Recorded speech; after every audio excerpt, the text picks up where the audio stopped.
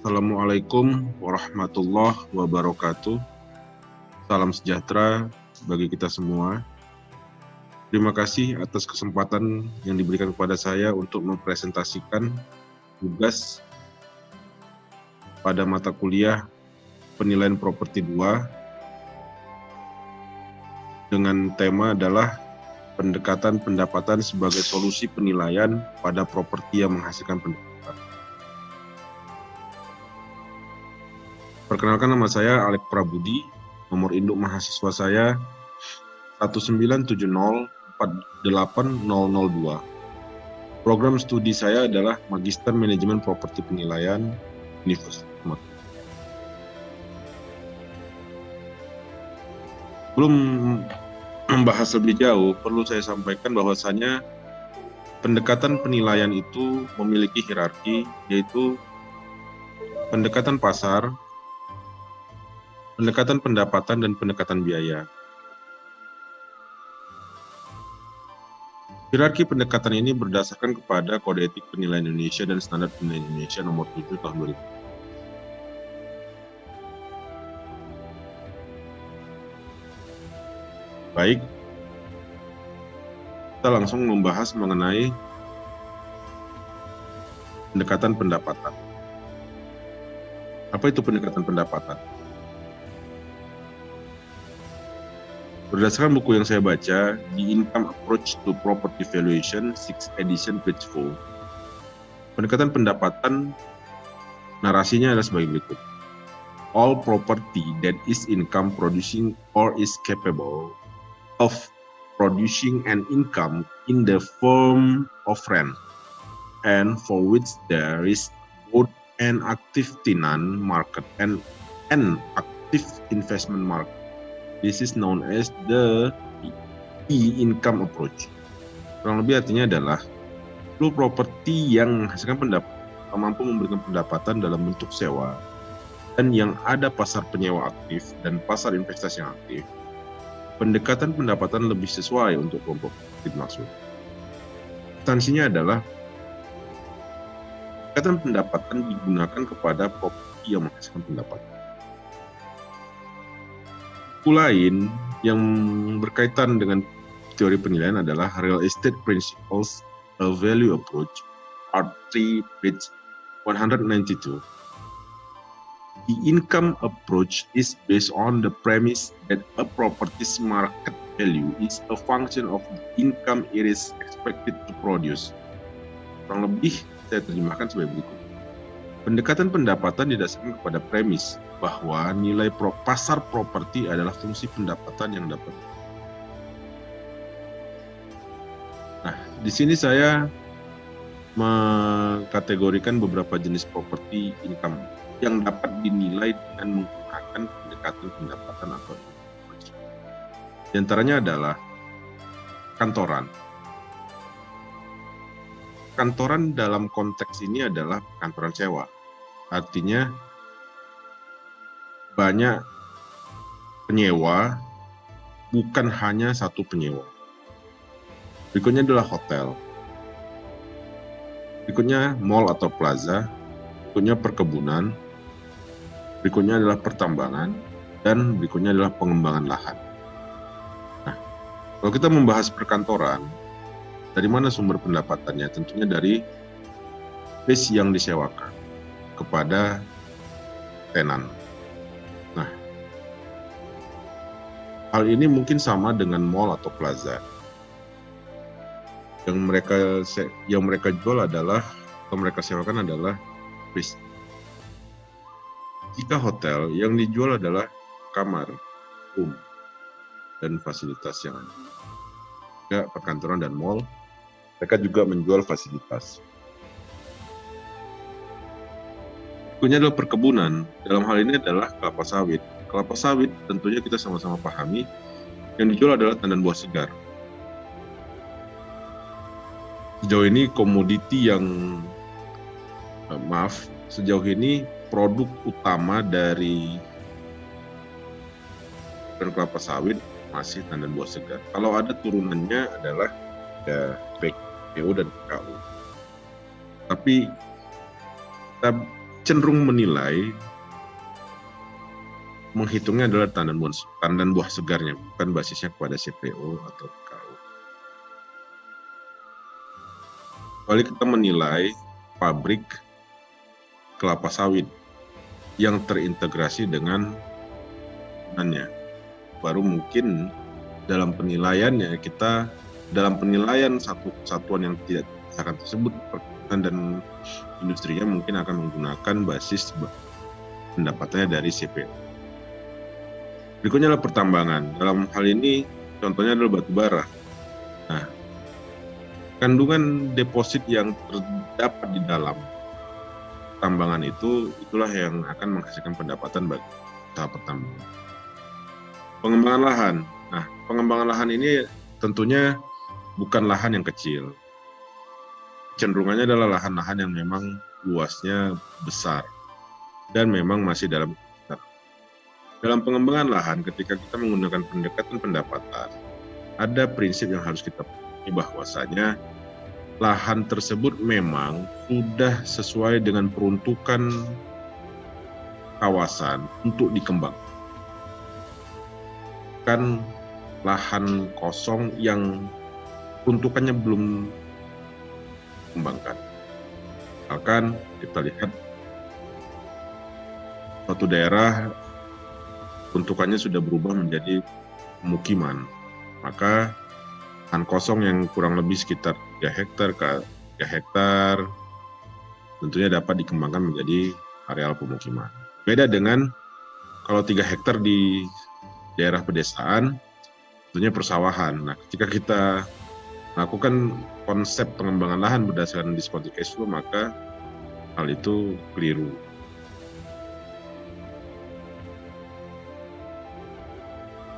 Dalam pendekatan pendapatan, ada 2 model atau metode yang mempengaruhinya, yaitu direct capitalization and discounted cash flow.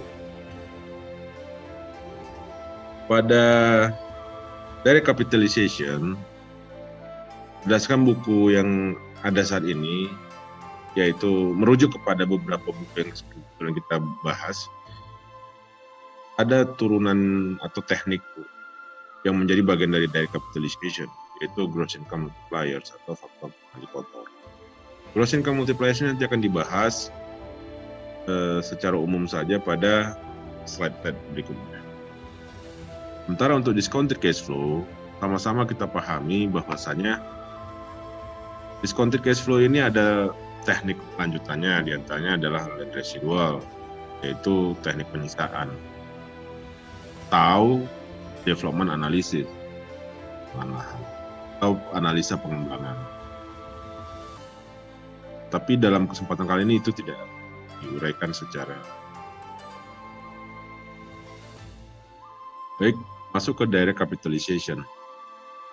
Berdasarkan buku Real Estate Principles of Value Approach Part 3, page 192, value estimates are based on a ratio or multiple of expected NOI over the next 12 months.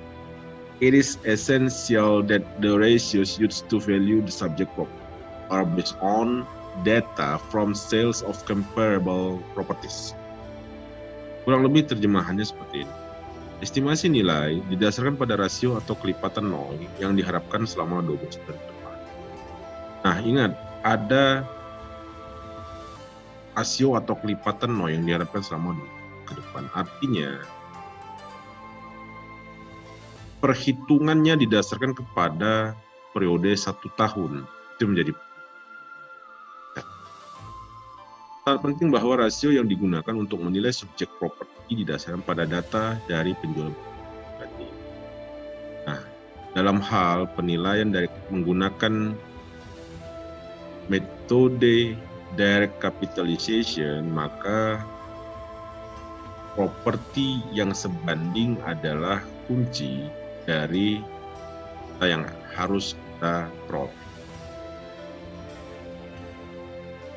Ilustrasi pendekatan pendapatan dengan direct capitalization. Langkah pertama yaitu mengumpulkan data-data penjualan atau sewa dari properti yang sebanding. Ini kan prinsipnya comparable properties yang sebanding. Berikutnya, setelah data-data terpenuhi, maka kita akan menghitung rasio atau kelipatan dari NOI yang diharapkan. Atau juga menentukan tingkat kapitalisasi dari subjek properti. Pada langkah kedua ini adalah alternatif, yaitu menghitung rasio, kelipatan, atau menentukan tingkat kapitalisasi. Ketika kita menghitung rasio atau kelipatan, maka pasangannya adalah efektif gross income dari subjek properti yang dinilai dalam kurun waktu 1 tahun. Nah, ketika kita menggunakan tingkat kapitalisasi dari subjek properti, maka pasangannya adalah net operating income, sehingga memperoleh. Menentukan nilai langkah ketiganya adalah menentukan nilai subjek properti dengan perkalian kelipatan dan atau tingkat kapitalisasi dengan NOI yang telah diperoleh. Nah, ini terlihat bahwasanya hubungan antara kelipatan dengan efektif gross income itu akan menghasilkan nilai. Sementara hubungan antara NOI dengan tingkat kapitalisasi juga akan menghasilkan income. Nah, perbedaannya adalah nilai terbentuk dari pembagian net operating income dengan tingkat kapitalisasinya. Sementara pada yang lain, teknik yang lain, kelipatan dikali dengan harga jual atau efektif gross income, maka akan diperoleh nilai. Formulasi dari capitalization, formulasinya sangat sederhana, yaitu V sama dengan NOI per R. V itu apa? V itu nilai, net operating income adalah, NOI itu adalah net operating income, bersama operasional, R itu adalah tingkat kapitalisasi. Memang hal ini sangat sederhana, tapi banyak pengembangan yang terjadi dari kapitalisasi.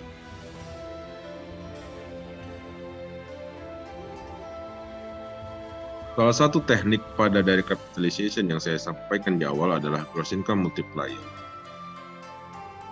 Apa sih gross income multipliers? Yaitu penggunaan teknik untuk kelompok properti yang masih pendapatan lebih kecil.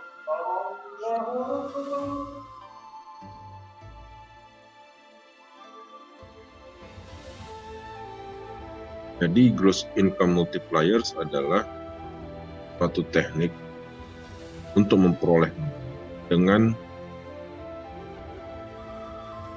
mencari perbandingan antara harga jual suatu di suatu daerah yang terintegrasi dengan harga sewa. Nah, harga sewa dari suatu subjek yang kawasan.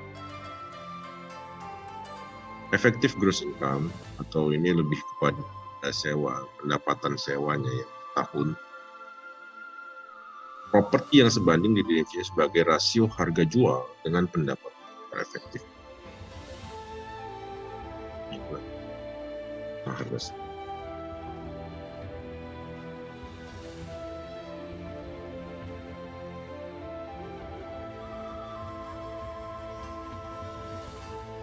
formulasi gross income multipliers adalah efektif gross income sama dengan sell price, harga jual, ini dengan efektif income. Atau ini harga sewa, pendapatan efektif dalam kurun waktu 12 bulan ke depan atau analisa efektif gross income multipliers menggunakan pendapatan kotor efektif dari subjek properti yang subjek properti yang sebanding. Oleh karena itu, dapat diperkirakan dari memperoleh informasi harga jual, lalu harga sewa, dan penawaran lainnya. Hasil EGIM dari properti yang sebanding direkonsiliasi dan selanjutnya diaplikasikan kepada pendapatan subjek properti untuk menghasilkan dikasih nilai PO sama dengan value sama dengan EGI kali EGIM. EGIM itu nanti bukan nilai ya, tapi melainkan saran, misalkan 20, 30. Di mana EGIM adalah rekonsiliasi perkalian atau kelipatan dari data penjualan properti yang sebanding. Nah, untuk penggunaan direct capitalization dapat digunakan pada properti seperti ruko, komplek ruko, di mana data sewa dan data harga jual juga diperoleh pada kawasan tersebut. Berikutnya adalah komplek perumahan. Lalu komplek apartemen dan komplek perumahan. Ingat, prinsipnya properti yang dinilai harus sebanding atau comparable kan properti yang tidak sebanding. Itu prinsipnya dalam pendekatan pendapatan dengan metode dari.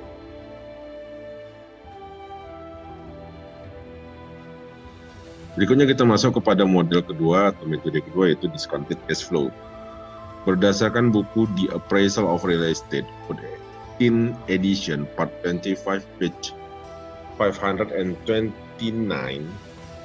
discounted cash flow analysis is an appropriate tool for valuing any pattern of regular or irregular income in many markets and for many property types.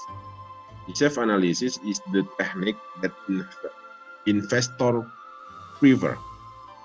The proper application of DCF analysis identifies market condition investors are anticipating as of the date of value. Analisa DCF adalah alat yang sesuai untuk menilai suatu bentuk pendapatan yang stabil atau pendapatan yang tidak stabil atau fluktuatif. Nah, prinsip pada direct capitalization, pendapatan dari properti yang subjek properti yang dinilai harus stabil. Kalau DCF bisa stabil, bisa juga fluktuatif atau tidak stabil. Pada kebanyakan pasar, pada berbagai jenis properti, analisa DCF adalah teknik yang lebih diminati. Penerapan analisa DCF yang tepat untuk mengidentifikasi kondisi pasar yang diantisipasi para investor pada tanggal penilaian. Basisnya nilai yang dikeluarkan adalah per tanggal penilaian. Ilustrasi pendekatan pendapatan dengan metode discounted cash flow. Langkah pertama adalah penilai harus mengidentifikasi masa ekonomis investasi, karena hal itu merupakan ciri khas dari investor yang akan membeli suatu. Nilai harus merubah harapan investor menjadi proyeksi net operating income yang jelas pada setiap tahunnya selama masa ekonomis, bukan untuk 1 tahun. Proyeksi tersebut sudah termasuk pendapatan bersih yang dihasilkan dari penjualan suatu properti pada akhir proyeksi masa ekonomi. Ingat, ada langkah yaitu melakukan proyeksi NOI pada setiap tahunnya selama masa ekonomi. Dan ada langkah menentukan terminal value pada akhir proyeksi tersebut. Yang ketiga adalah penilai harus memilih tingkat hasil yang sesuai atau IRR yang dibutuhkan, yang mana untuk mendiskon seluruh arus kas pada masa depan. Nah, kita tentu harus menghitung berapa tingkat diskon itu nanti berdasarkan metode yang ditentukan. Rekonstruksi statement operation atau pernyataan operasi. Nah, ini adalah langkah-langkah konstruksinya. Ada potential gross income, ada vacancy and collection loss, ada miscellaneous income.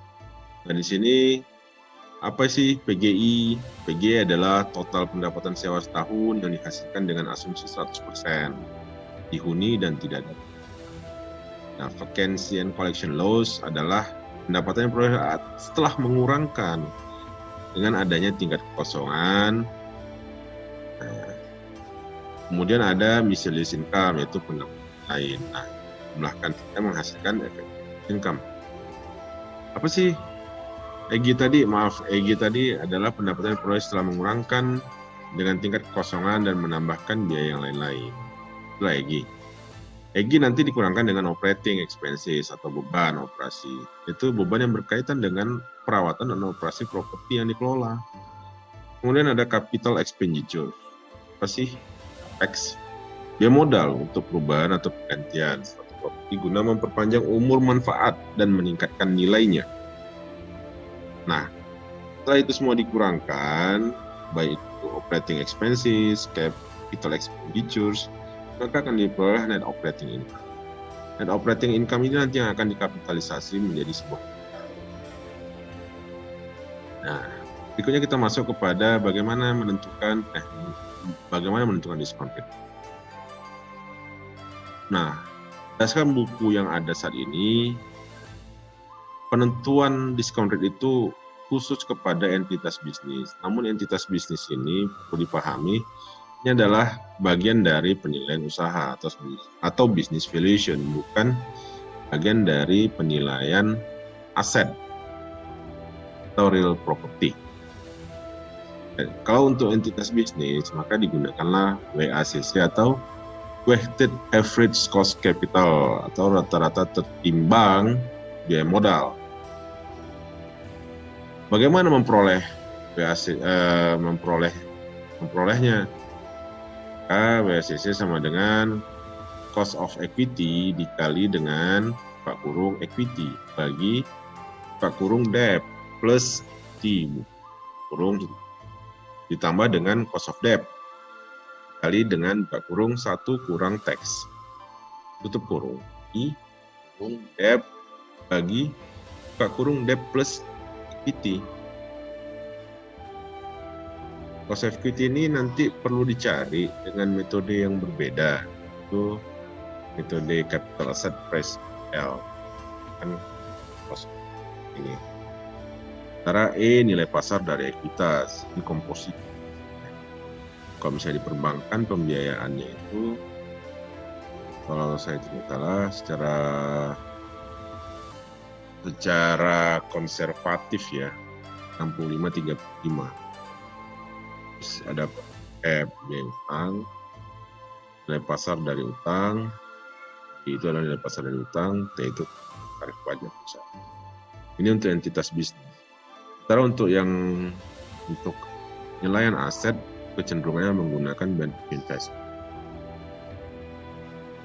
Namun untuk memperoleh KE juga kita menggunakan capital asset pricing model. Nah, berikutnya adalah penentuan cost equity atau biaya ekuitas. Biaya ekuitas ini adalah ekuitas ini kepada modal sendiri dari si calon. Jika membiayai sesuatu, ada cost of debt, ada cost of debt itu lebih kepada biaya utang yang diperoleh dari pembiayaan, terus adalah biaya. Nah, bagaimana memperoleh cost of equity sama dengan risk free rate plus beta kali risk market risk free rate plus alpha. Ini ada notasi beta dan alpha. Apa sih beta dan apa sih alpha? Beta ini lebih kepada jenis usaha atau jenis properti apa yang dilakukan kan hotel. Nah, kalau kita melihat buku atau riset-risetnya Aswad dan Modaran, beta ini ada ditentukan. Ada beta leverage, lalu beta unleverage. Nah, karena ini adalah entitas bisnis, maka ada alpha, risiko spesifik. Bagaimana memperoleh data-data ini semuanya? Tentunya salah satu rujukan yang dapat jadi pertimbangan adalah hasil penelitiannya dari Profesor Aswad dan Modaran. Nah, tadi di awal sempat disinggung mengenai penentuan terminal value. Nah, nilai terminal sama dengan net operating income tahun ke N kali tingkat kapitalisasinya. NOI N itu adalah pendapatan bersih operasi pada tahun akhir proyeksi riset ya. Lalu nanti dikalikan dengan kapitalisasi. Bahkan proyeksi kita 10 tahun, maka kita menentukan terminal value itu pada awal tahun 2011. yang menggunakan pendapatan bersih operasi pada tahun terakhir kalikan nanti dengan pada tahun sebelumnya. Kelompok properti yang cenderungannya dapat menggunakan discounted cash flow diantaranya adalah perkantoran sewa, hotel, mall dan plaza, dan dalam hal ini kelapa sawit, terus pertambangan batubara, lalu pengembangan. Mungkin itu saja penjelasan saya mengenai pendekatan pendapatan. Sedikit saya sampaikan di sini ada kasus penilaian. Kasus penilaian ini didasarkan kepada pengalaman pribadi saya ketika saya memperoleh izin penilai publik dari Kementerian Keuangan. Kasus penilaian yang saya bawa adalah perkebunan kelapa sawit. Nah, dalam penilaian perkebunan kelapa sawit, tentunya kita mengidentifikasi objek yang dinilai itu apa. Nah, dari mulai mengidentifikasi, terus melihat bukti pemilikan, mempelajari bukti kepemilikan atau penguasaan-nya. Nah, terus lokasinya di mana. Nah, ini adalah salah satu langkah ketika kita melakukan penilaian kelapa sawit. Lalu kita melihat dokumentasikanlah areal statement. Dalam hal ini adalah beberapa tahun tanam pada kasus yang saya nilai. Ada tahun tanam 98, 98, 2003, 2005, 2007, 2010, 2011, 2012, dan hasil identifikasi saya adanya areal non-tanaman, mangrove, condition, bangunan.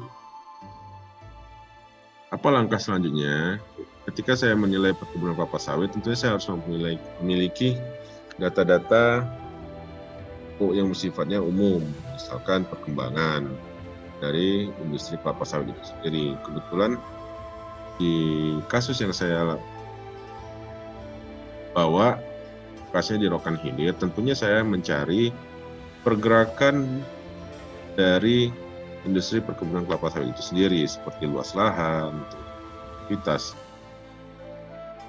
Lalu saya mengcollecting data-data harga tandan buah segar, karena ini kan yang saya jadikan sumber pendapatannya adalah penjualan dari tandan buah segarnya. Betul, saya mengcollecting data dari periode 2014 hingga 2017. Oleh data-data itu ini dalam konsep tahunan, kan per tanggal saya melakukan penilaian. Lalu ada data pendukung lainnya seperti pertumbuhan dan inflasi. Saya peroleh dari mana? Tentunya dalam kita melakukan penilaian, yang paling penting adalah rujukan datanya.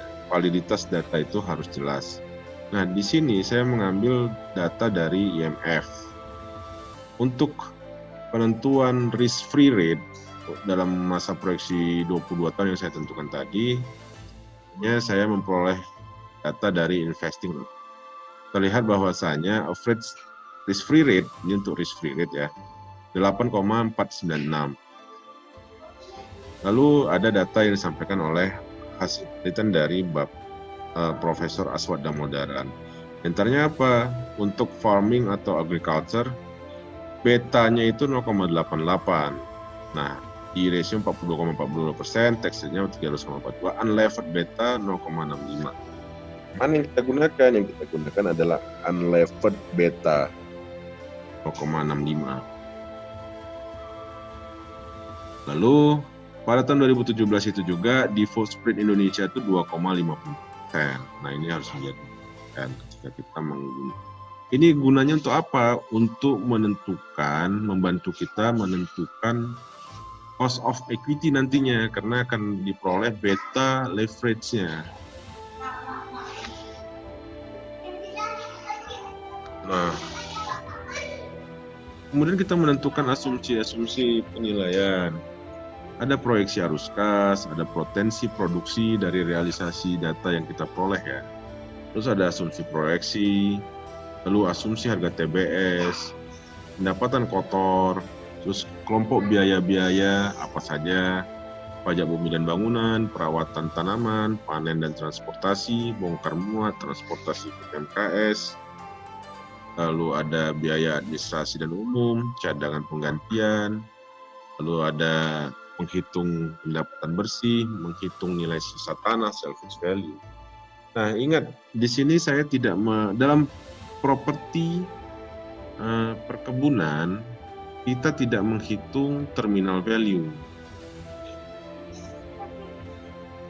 Hal ini didasarkan kepada, kalau di perkebunan itu apa yang menjadi perhatian yaitu sertifikat hak guna usahanya. Nah, ketika kita melakukan proyeksi, lalu masih ada masa di mana HGU-nya itu berlaku, maka disitulah yang kita, akhir proyeksi kita itulah kita menghitung salvage value atau nilai sisa tanah untuk masa di mana sampai berakhirnya HGU tersebut.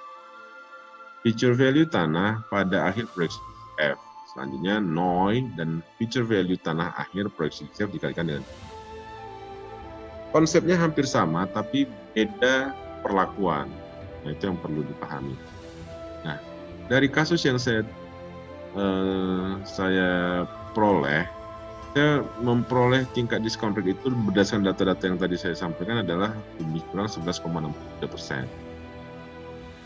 Sehingga nilai pasar perkebunan kelapa sawit dengan luas yang saya sampaikan di awal tadi 3.300 hektar, kurang lebih sekitar 236 miliar 562 juta 526 rupiah.